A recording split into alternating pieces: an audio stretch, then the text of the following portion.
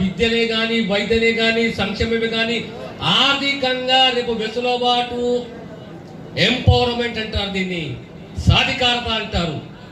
ఆర్థిక సాధికారత కూడా ప్రభుత్వం బాధ్యత తీసుకోవాలి. ఏ వర్గమే కానీ, ఏ కులమే కానీ సమానత్వం రావాలి. ఆర్థిక సమానత్వం వచ్చే ప్రయత్నం చేయాలి. మంచి ప్రమాణంతో ఉండే విద్యను అందియాలి. ఆరోగ్యం ప్రభుత్వ బాధ్యతని ప్రభుత్వం వ్యవహరించాలి. ఆ దిశగా మా ప్రభుత్వము కృషి చేస్తున్నది. ఏ వాగ్దానాలతో మేము చేశామో ఆ వాగ్దానాలకు కట్టుబడి ఉన్నాము. ఎప్పుడైనా మళ్ళీ చెప్తున్నాను ఇంకోసారి, కాంగ్రెస్ పార్టీ బలము అనేది కాంగ్రెస్ కార్యకర్తనే. ఎక్కడైనా పిఎస్సీలు గిట్ట ఉన్నాయా మన ఏరియాలో? హైవే మీద అంటే సార్ మనకు జాగంపేట పిఎస్సీ ఉన్నది, జాగా ఉన్నది, బిల్డింగ్ ఉన్నది, మనం ఈడ స్థాపించవచ్చు ట్రామా సెంటర్ అని చెప్తే మీకు ఈరోజు చెప్తున్నాను, మీకు ఒక ట్రామా సెంటర్ మంజూరు చేయబోతున్నాం అనే విషయాన్ని సవినయంగా.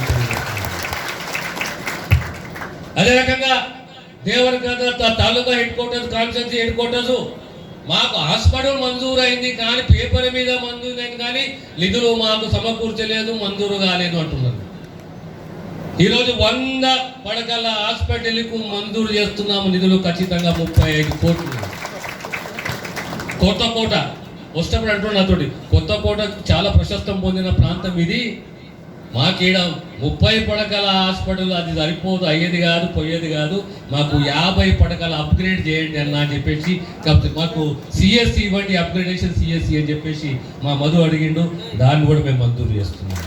నేను నా పదవి కాలంలో వ్యవసాయ మార్కెట్ల చట్టము మరియు నిబంధనల ప్రకారము నిస్వార్థంతో రైతుల శ్రేయస్సుకై మరియు వ్యవసాయ మార్కెట్ కమిటీ వనపర్తి రోడ్డు యొక్క అభివృద్ధికై కృషి చేస్తానని దైవ సాక్షిగా ప్రమాణం చేయించున్నాను. రైతు శ్రేయస్సుకై మరియు వ్యవసాయ మార్కెట్ కమిటీ రైతుల శ్రేయస్సుకై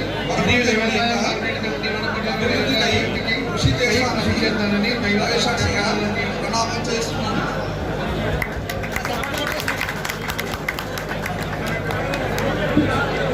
అసలైన తొలి వెలుగు.